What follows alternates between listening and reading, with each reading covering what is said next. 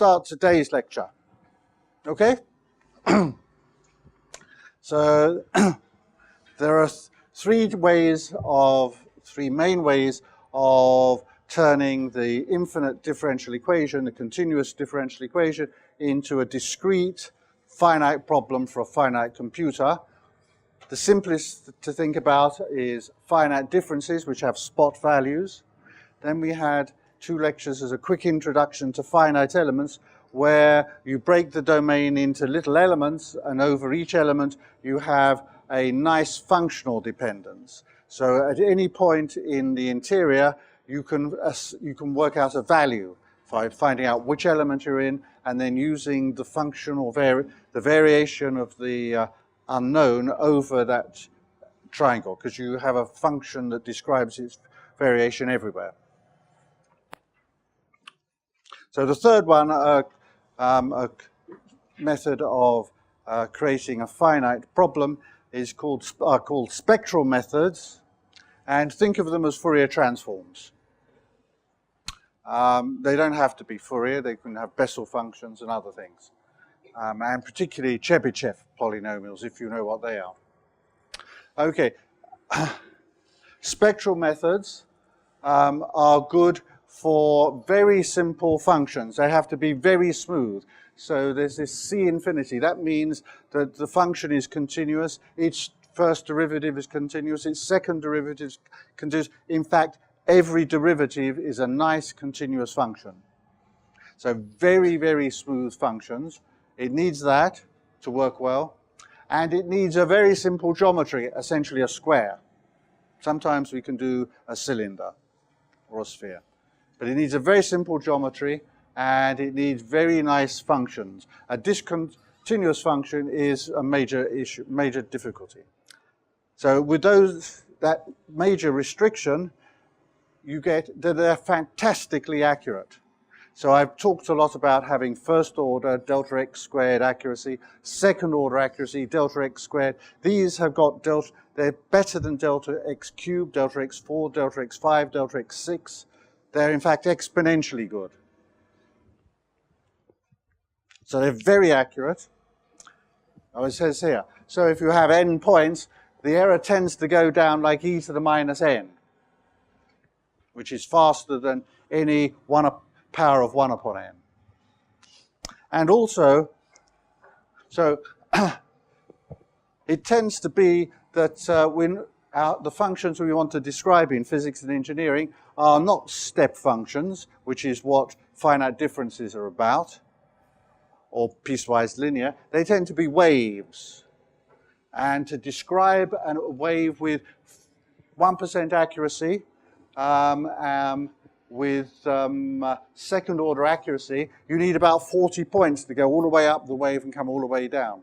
So in finite differences, you need 40 points to describe one wave at second order accuracy.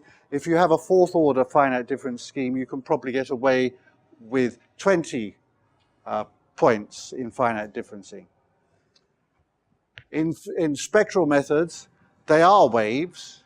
So the wave you've got may be a nonlinear wave rather than an exact sinusoidal wave. So you typically need 3 waves, 3 harmonics, to describe at 1% accuracy a general nonlinear wave that's nice and smooth.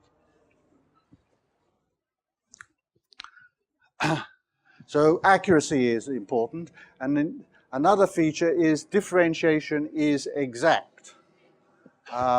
When you have a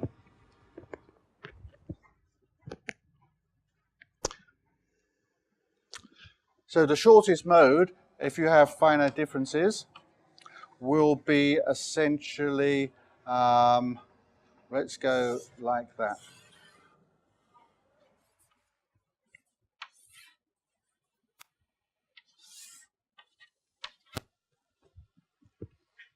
In finite differences, if I wanted to find out, no.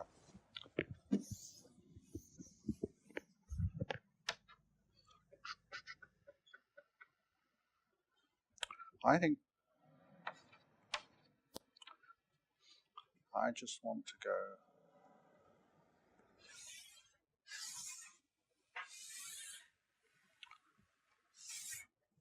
Right, so that's the shortest mode, and perhaps it was smooth.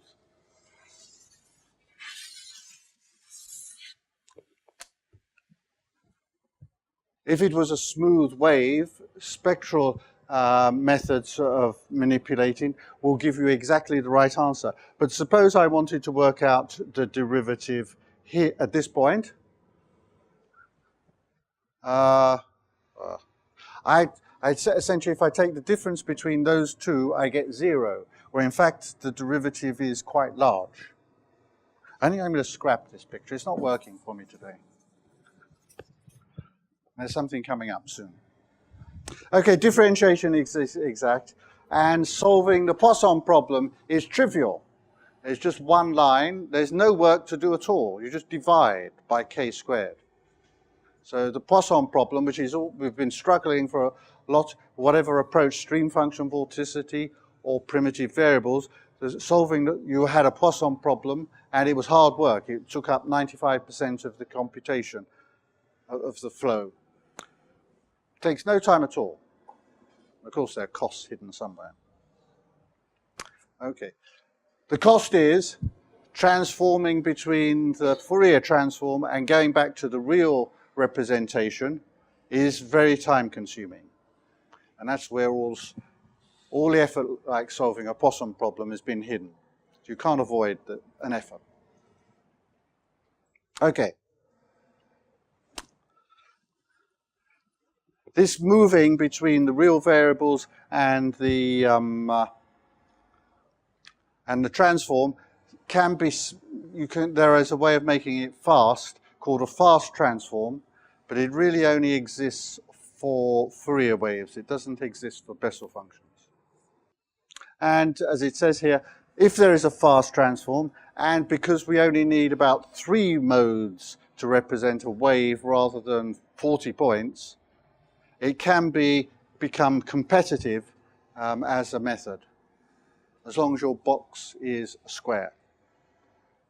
So it is used, in fact, in tackling turbulence. There's something else I didn't mention, and we'll come to soon, is the nonlinear terms are expensive. The u dot grad u is an expensive activity. Okay, so spectral methods are based on 2 ideas, just like the finite elements. One is a representation. Instead of a finite element representation, there is a spectral representation, and it looks just like finite elements. You write our velocity, which depends on position and time, as a sum of some basis functions, which are fixed, a finite number of them, and some amplitudes which are going to vary in time. And the basis functions we think as Fourier modes. And then we solve the equation by making the residual small, or the residual 0 in all of the directions we can look in. So if I had the Navier-Stokes equation with some forcing, I'll bring the forcing onto this side, and the residual, my failure to satisfy the equation, I'm going to make orthogonal to each of the basis functions, the finite number of basis functions. So I have a finite number of Fourier modes only. Never think of an infinite number because there's a computer with a finite size. And we only have a finite number of directions we can look in, and we make sure there's no component of the residual in the directions we're capable of looking in. There's a very interesting issue of whether activities are local or global. So I'm writing out things in terms of strictly Fourier modes, and similar things happen with other basis functions. So there's a Fourier transform of a function to have a little hat on it, meaning it's the Fourier transform with a wave number k. And there's an inverse transform. If you know the Fourier transform, you can do this integral and go back to the original real variable. Are we all okay with those? Excellent. Thank you for nodding for yes to it. I can understand that one. Okay, differentiation in real space is actually a global activity. When you think you're trying to find out the slope, it looks like you're interested in that point and its little neighbors, but in fact things a long, long way away have a weak influence on how the gradient is at this point. If I pull things around, it just tilts it a little. So the gradient in real space is called a global activity. In Fourier space, it is local.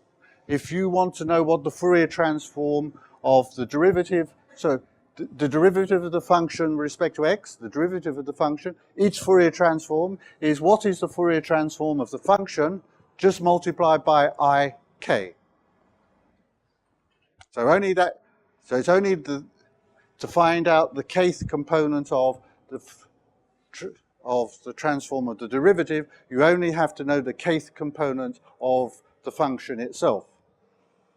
So this is strictly local activity. And this is the shortest mode I was trying to get. If a thing oscillates between plus and minus 1, then when I try to do central differencing of the function, it's the same value across 2. So in finite differences, I'd find out for this mode that oscillates plus minus between adjacent points, central differencing, there's no difference, 1 point ahead to 1 point behind, so I find the derivative 0. And if you actually look at slightly longer waves than this shortest one, you find that finite differencing always makes the derivative less than its true value. Trying to guess what the answer is. I think the answer is k delta x, cos of the, so it has to be 1 minus, isn't it? So it's probably sine squared of k delta x. You can work it out. What finite differences does to waves.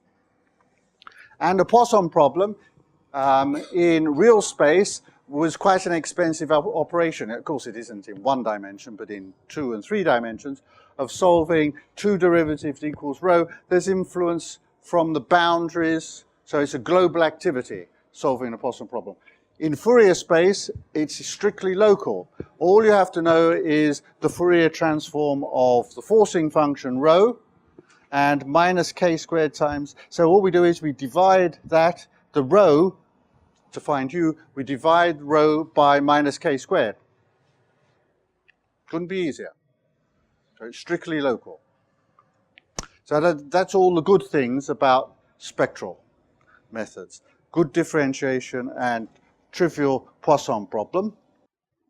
This global local issue turns upside down when you get to nonlinear terms, or if you have a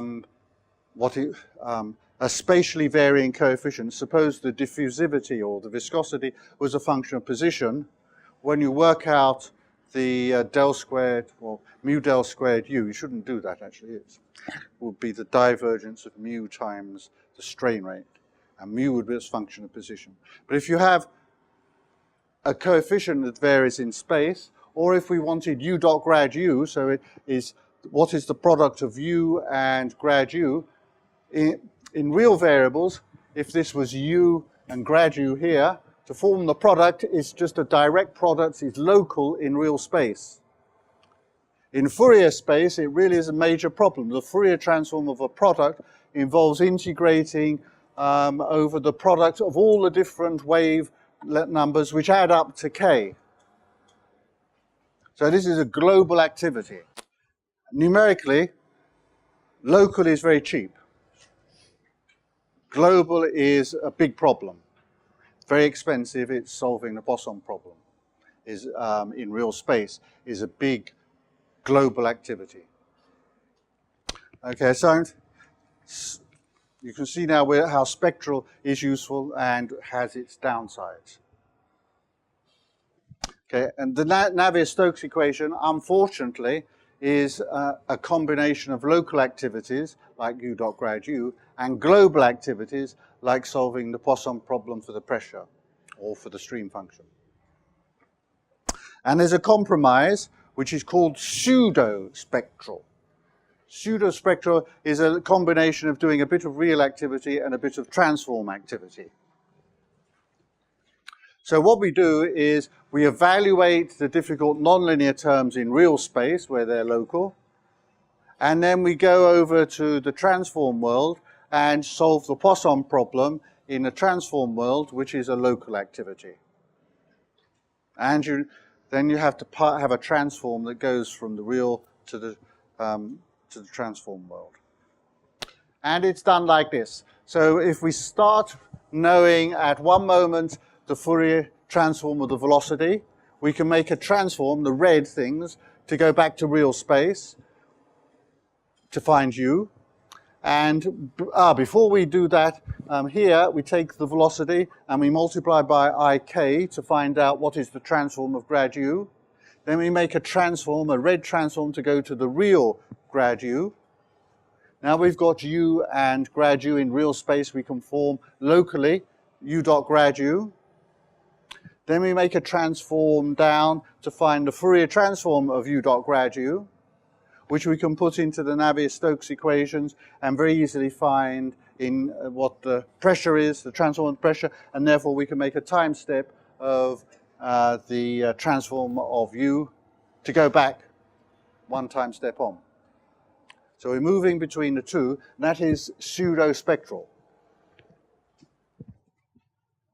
I think you can do it the other way around. I think you can have your key variable as u. I don't think, no, I'm not sure. Yes, you can, obviously. Okay. When we move between the Fourier world, where the transform world, Fourier world, where we've only got a finite number of terms, obviously we go over to the real world. We don't do integrals, we do sums with a finite number of points. There is an art in choosing which points, real points, do you want to use. And roughly the answer is the zeros of the next Fourier function, basis function that you're not using. You're using finite number 1 up to n of basis functions. You look at phi n plus 1, find out what its zeros are, where its zeros are, and you tend to use those points. Tend to. I don't want to talk about that probably. Okay, so the basis functions, typically it's Fourier transforms, but we do use other things. They have to, it would be nice, they have to satisfy a few things, like firstly they have to be, pure mathematical term, complete. That means any function you're interested in can truly be expressed as a sum of these basis functions. So the basis functions span completely the space of the functions you're interested in. If they're not orthogonal, things just go totally wrong. So with some weighting function, which depends on the functions, for Fourier it's 1, for Chebyshev it's 1 upon the square root of 1 minus x squared. You would like the product of two basis functions to integrate to being a delta function. You get 0 if n is not equal to m, and then you get some number. If you're clever, you can make sure that the number, the normalization, is 1. The basis functions, they should be smooth so that you get this exponential accuracy when you differentiate. Smooth also gives, as a consequence, there's very fast convergence. You don't need many terms. Come to that in a minute. Only a few sets of basis functions have a fast transform.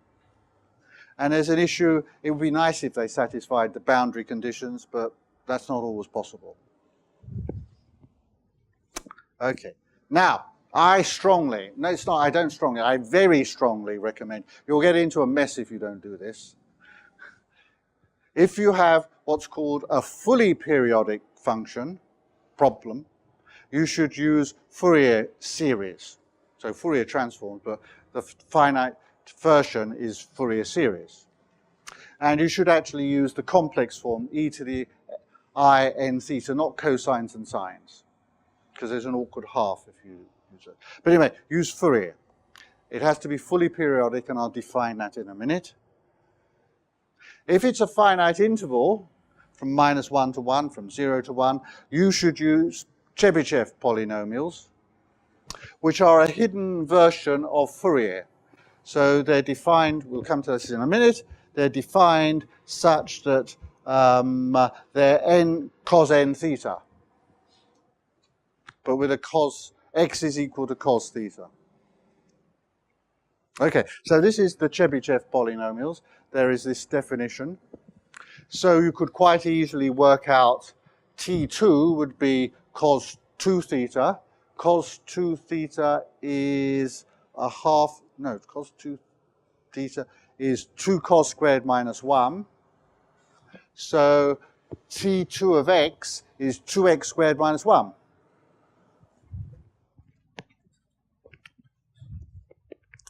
Okay, they're orthogonal because they're essentially cosines.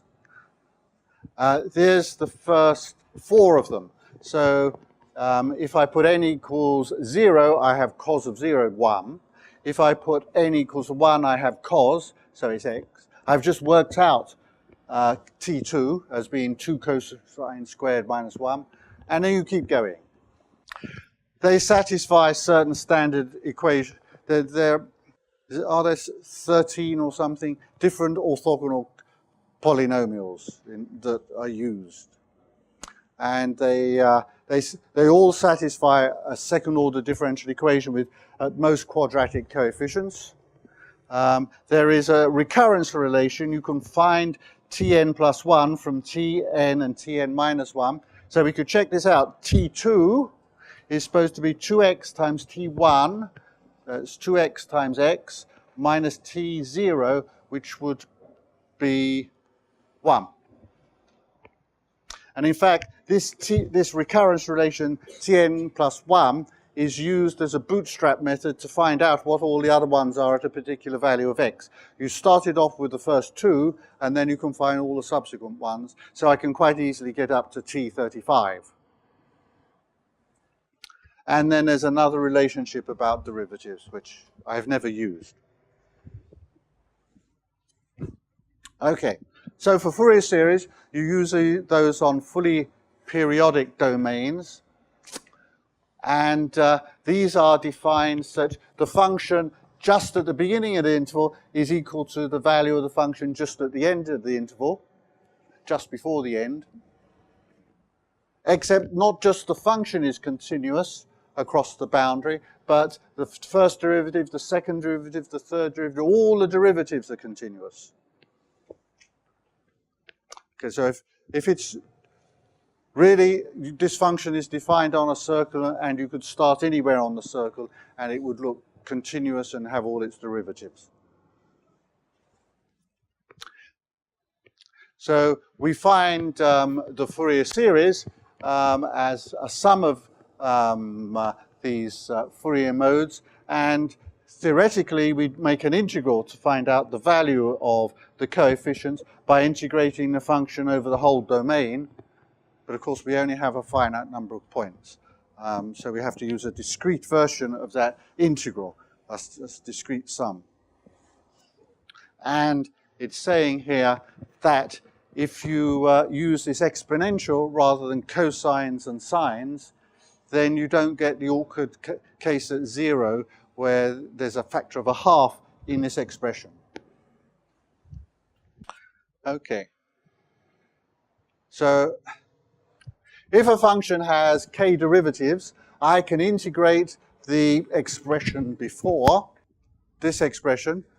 I can integrate by parts. I integrate by parts by integrating, with respect to theta, the exponential of theta. So I get 1 upon n, 1 upon in, and I differentiate the function.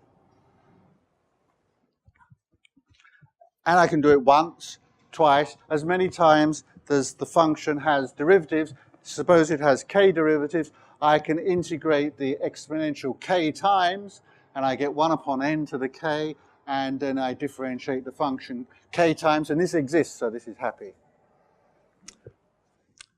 That little manipulation tells you that the coefficients in the Fourier series, the Fourier amplitudes, go down at least as fast as n to the minus k.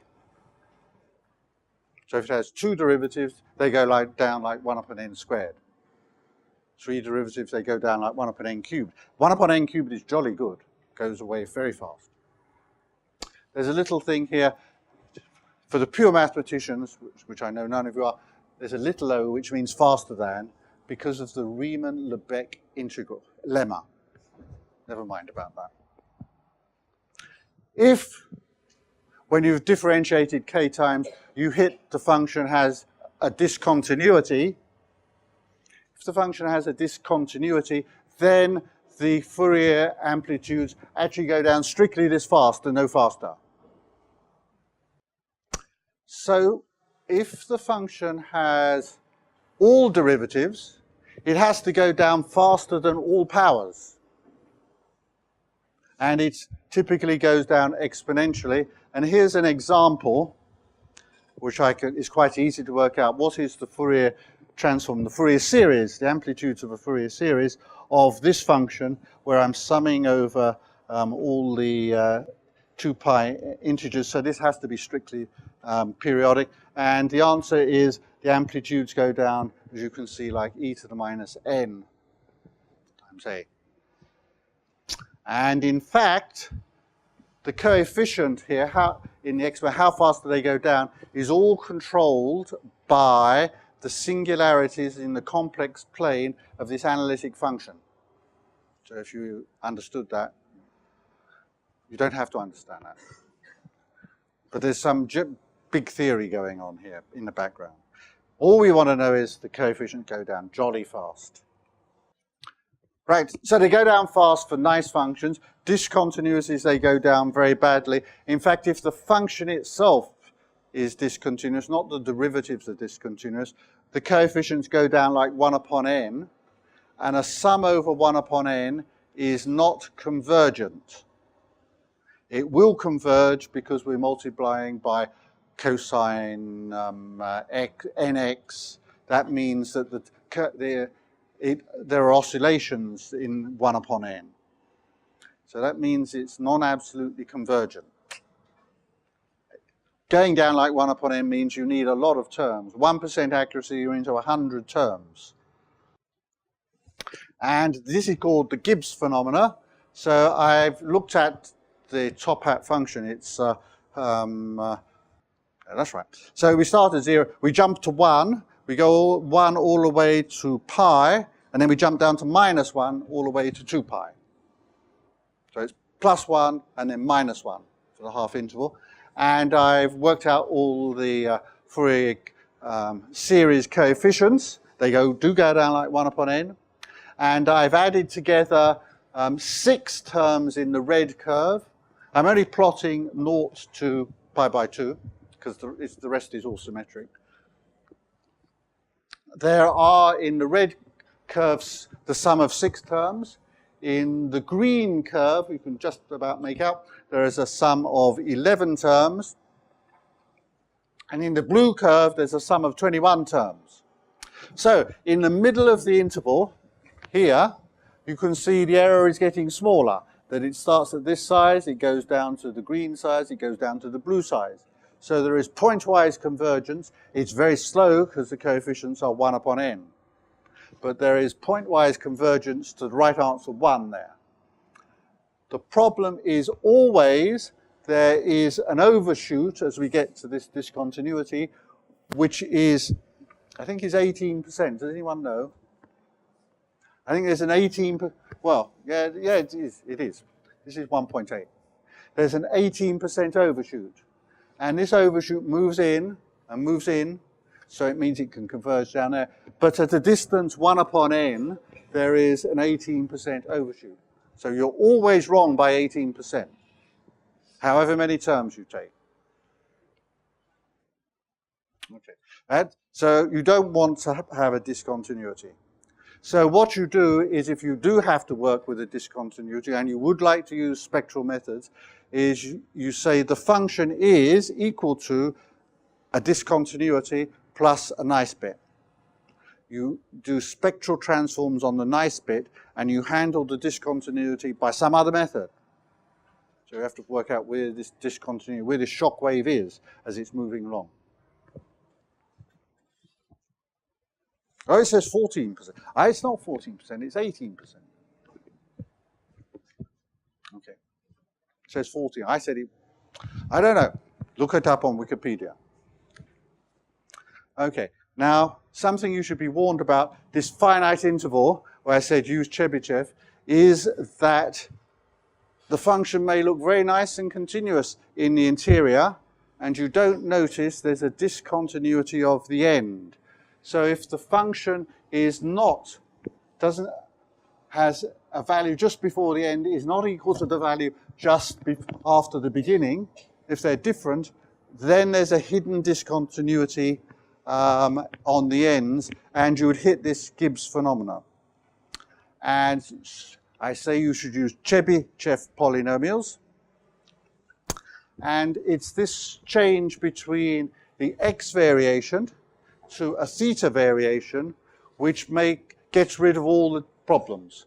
Because if I define an f twiddle as a function of theta, which is our f was a function of x, but we have this cosine theta transformation, if you differentiate that with respect to theta, you will get f primed and then the derivative of cos theta, which is sine theta. So at the beginning and the end, the derivative in f twiddle vanishes. So it's going to be continuous. So that little the Chebyshev polynomials introduce this cosine theta transformation, and they make the problem perfectly periodic. What you should do is, you're given a finite interval with some behavior, you should then look at the periodic extension, which says you take a copy of the function in this period and reproduce it in the next one, and the next one, equally copy here and reproduce it in the previous ones. And then does it look smooth? So, Fourier transforms are defined, Fourier series are defined in terms of integrals. But the computer can't do an integral, it can only do a finite sum. And there's something called the discrete Fourier transform, which has n equispaced points. So it's important that n is odd, and m is a half n, sort of. And so we're going to have points which go from just before, after 0, 1 up to n. We don't have to start at 0 because n is the same as 0. So we have these equispaced points on the interval 0 to pi. And the discrete Fourier transform. So for the Fourier transform, I used a little hat for Fourier transform. For the discrete one, I use a little twiddle. And it is this approximation to integral. It is just sum this, if we want the nth amplitude, we have n, and then n theta, we sum over the values of theta, the n values of theta that we have data at. So it's just a natural finite sum approximation to the integral. So that's obviously the discrete approximation to taking the transform. And I want to note for later, so we're going to have here, we only allow n to have negative, so these Fourier amplitudes here have negative and positive n's, and they go from essentially a half n from minus a half n to plus half n. Sort of, and there's a 0.0 in the middle that accounts for the 1. Right, so that's the range over which we have interesting amplitudes. I can think about something which is n bigger. N is 2 lots of m, so that's sort of way down here. Even if I started here, if I add n, I end up beyond m. So that mode, it turns out to be exactly the same as this. If I were to compute the high frequency, very high frequency, beyond the... So if I've got 11 points, I'm allowed to go from frequency -5 to +5. If I were to go beyond frequency 5, say to frequency 11, it ends up looking like a frequency probably about -2. I can't do the arithmetic in my head. So, and it's because n plus k, because these thetas are 2 pi divided by n times that will be just 2 pi's. So this will produce a 2 pi, and e to the I 2 pi is 1. So that goes away and leaves us just with that. Right. We may have to go faster. Okay. There are things called the roots of unity. If you want to solve omega n is equal to 1, there's one solution, obviously, which is omega equals 1. But there are n minus 1 other solutions to this equation in the complex numbers. And there are e to the I theta versions of that, obviously.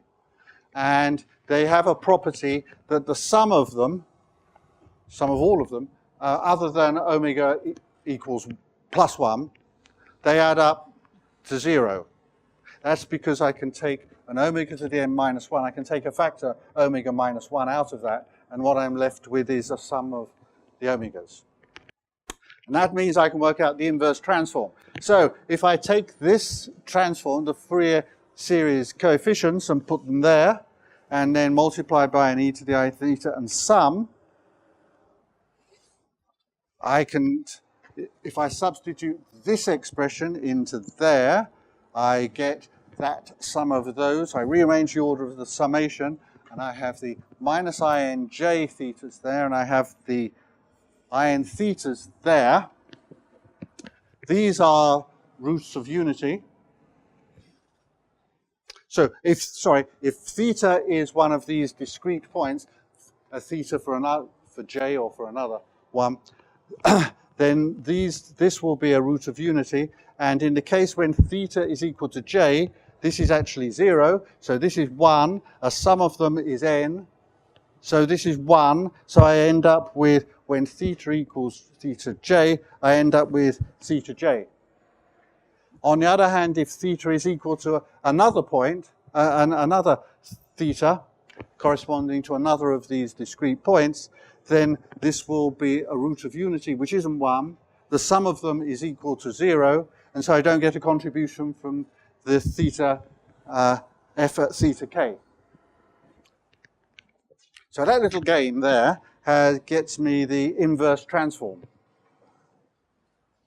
So you know the Fourier series, sorry, you know the Fourier integral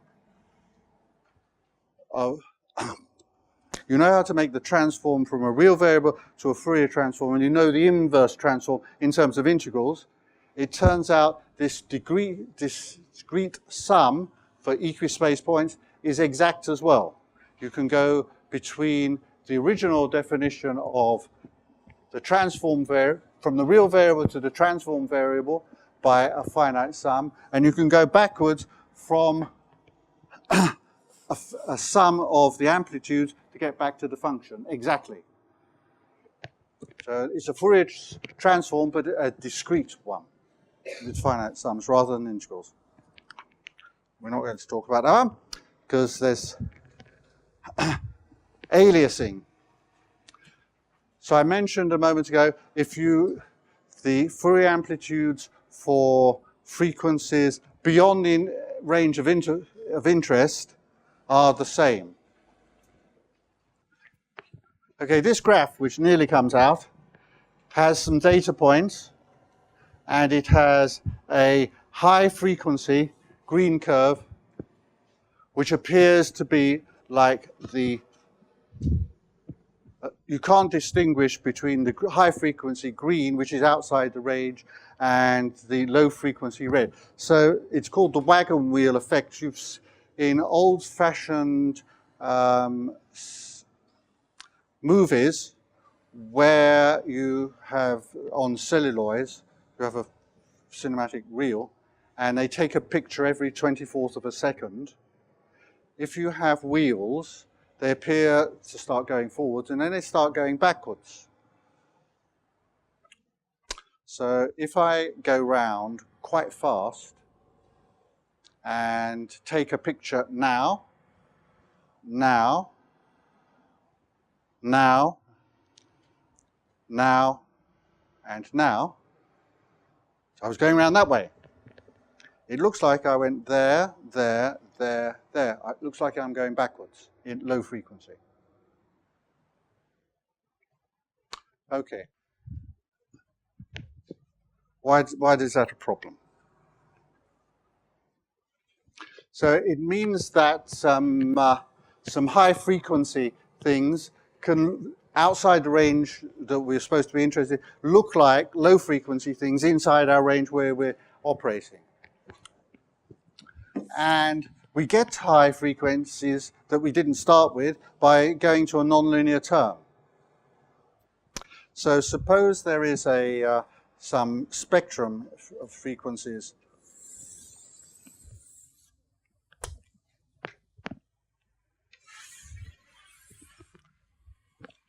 like this, and suppose we work on a finite interval, which means we throw away the high frequencies. And now we evaluate u dot grad u, then we get sum and difference frequencies. And so in particular, the u dot grad u will make, if we have another color, it'll make a term out to here.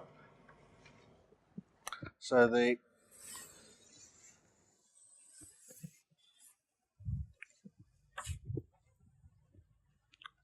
but these high frequencies look like low frequencies by this wagon wheel effect. So they actually come back into here. And so when you're looking in here, you see what you're supposed to look at, but these things beyond the frequency, and they all add up and look like low frequency things. And there's a disaster. Right. Solution is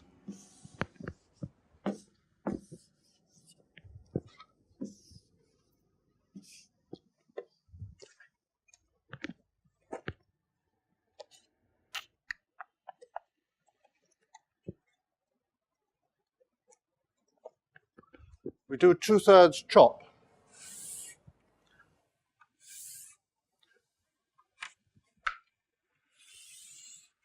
So you start with your data here from your calculation, and then you throw away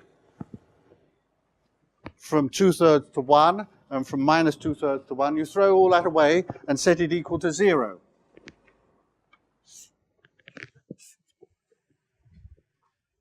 Now you do a nonlinear calculation, and you'll get to double. So this is at 2/3. So we'll get up to 4/3, which is about here, isn't it?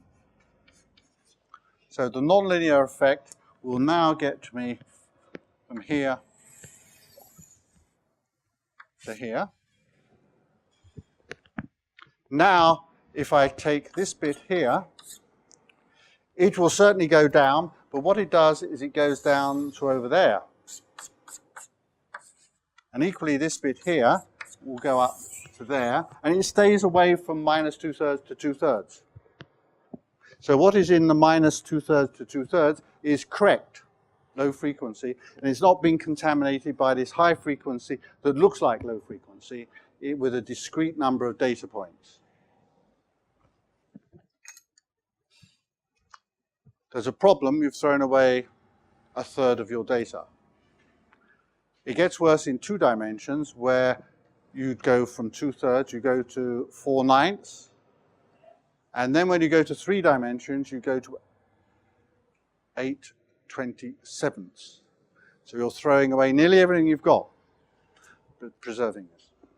So it's called the 2/3 rule. You can stand on your head and call it the 3/2 rule. So we said we throw away this data. Well, suppose we never had it. It doesn't matter. And you have to think through how you'd use that as a consequence. Okay. So the transparency says that. We've got to do fast Fourier transforms.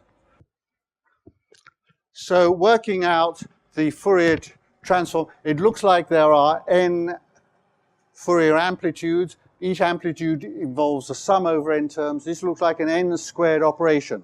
This is the sort of Poisson problem hiding behind here. There's a big n squared calculation. It turns out it's not quite as big as that because of fast Fourier transforms.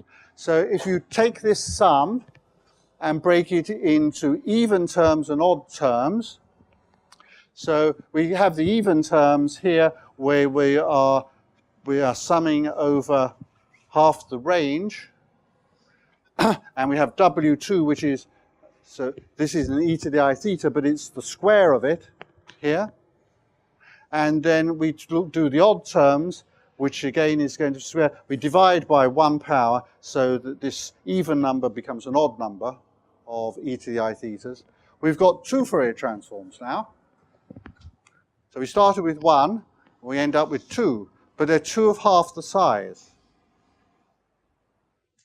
So this is n upon 2 squared calculations. This is n upon 2 squared calculations. Added together is half the number we started with. This is a quarter n squared plus a quarter n squared. So instead of n squared, we have a half n squared. So I've divided calculation once into 2 halves. I can do it again. I can divide this one into even and odd, this one to even and odd. And as long as n is a power of 2, I can go down, down, down, down. So I end up with not n squared calculations, but in fact n log n calculations. So for big N, that's useful.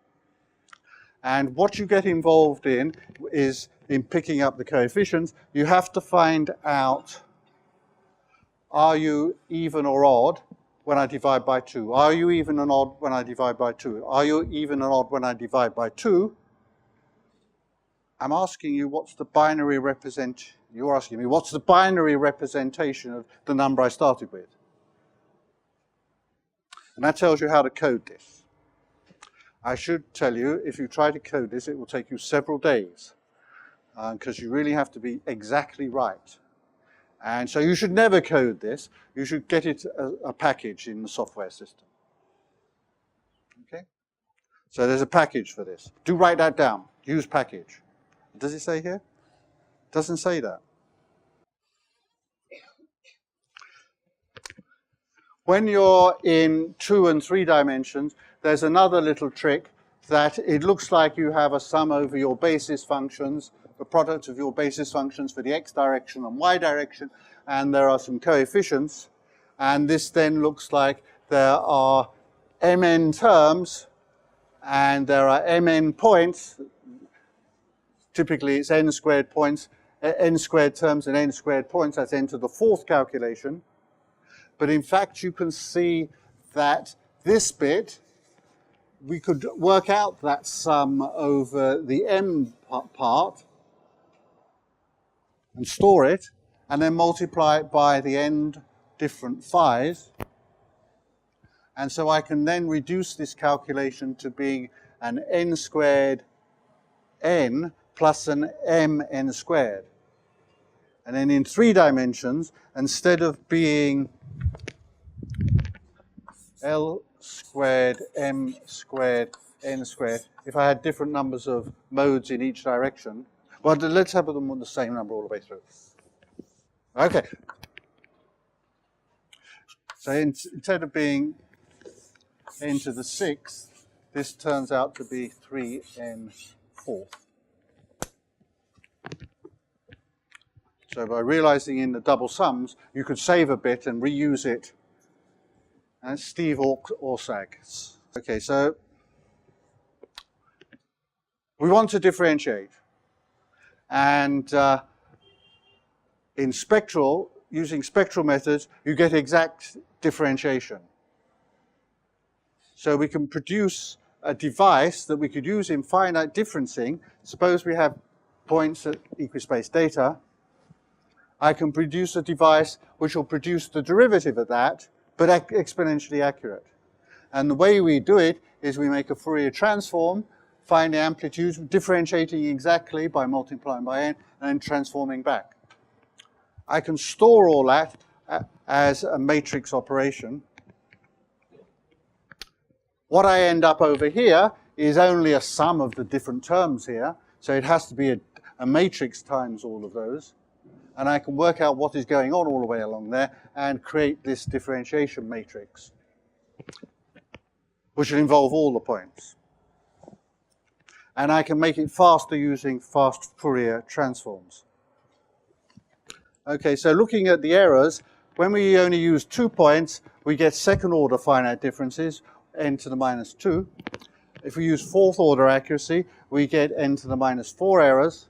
If we use all n points, we get n to the minus n. We get exponential accuracy. And we can use this Fourier transforming, work out what is happening there to get that exponential accuracy in differentiating. There's a little problem with this clever device, that the second derivative is not the first derivative of the first derivative. Because for the second derivative, you put an n squared in there in the calculation, and then you follow through and it doesn't give you the matrix squared. The Navier-Stokes equation at last. This is quick, don't worry. What do? We Fourier transform. There should be a hat on that one. Hat's missing.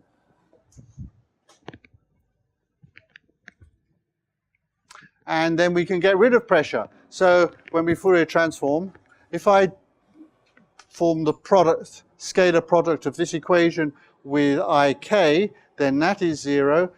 That is 0, and so I'm looking at k squared p is equal to the transform of that, so that's this expression here. And so I then can put the pressure in there and find how the time derivative of the transform of the function varies in terms of the Fourier transform of the product. So the Navier-Stokes equations becomes very simple. That u dot grad u, of course, is where we take the Fourier transforms and go over to the real space to form u dot grad u, and then transform back to find out this transform. Boundary conditions. Well, I'm going to. You can deal with.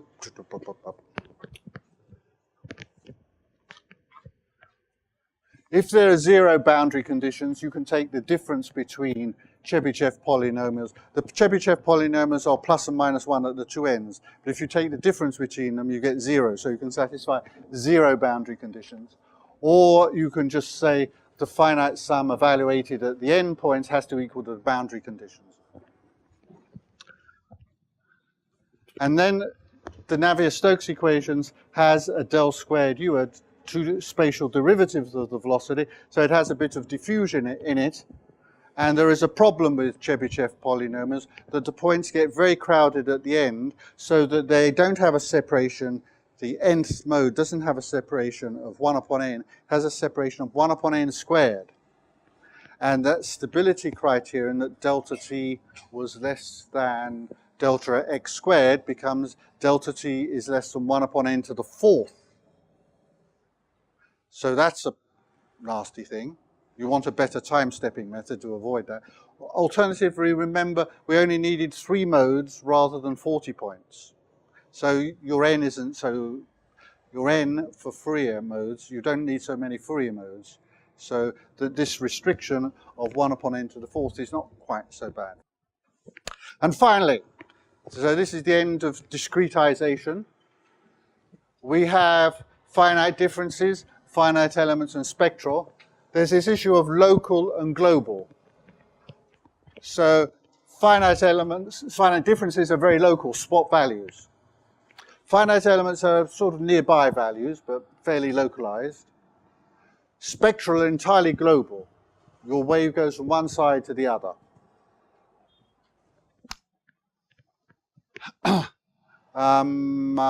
There are some finite elements called HP elements, which have high order polynomials in the interior of the finite element, which means the elements can be a bit bigger, so they're moving a little more towards global. representation.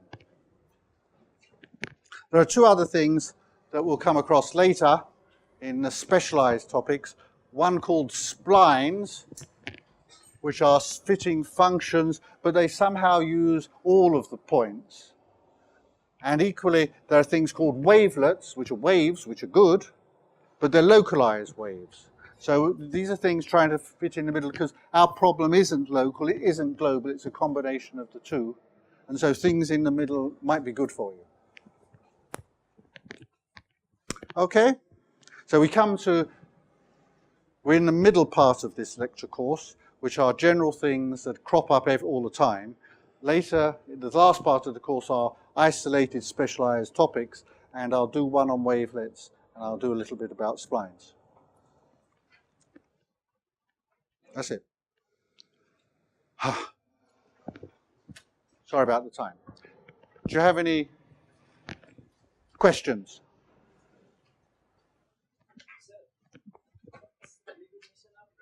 Sorry, you. Yes? Yes, yes? Elimination of pressure is Navier-Stokes. The Fourier transform of Navier-Stokes. Do I need to? I want to know the system. Yeah, yeah. Okay.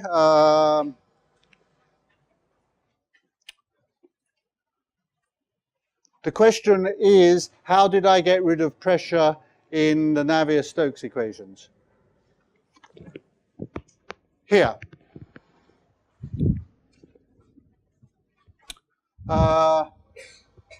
So I have here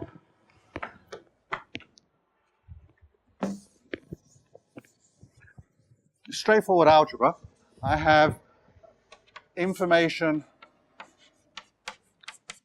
and then I have du by dt hat is equal to plus u dot grad u hat is equal to minus I k p hat minus u k squared u hat. Okay? So I then that ut dot I k is 0 because of that. U hat I k here is 0. There I have plus k squared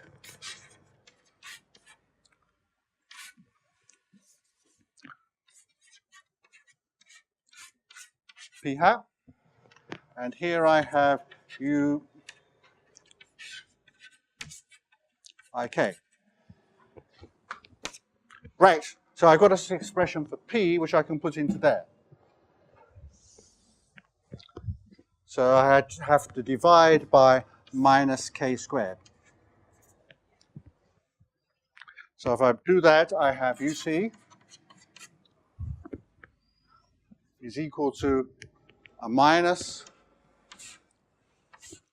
u dot grad u hat. There's a minus k u hat is renew. And then the pressure, so I get one of those, that's this one. And then the pressure is equal to minus ik, but I've got an ik dot ik down there.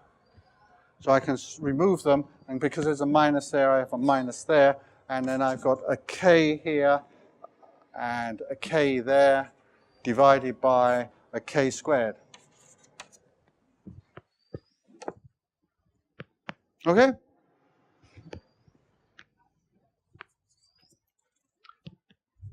So a shorter question.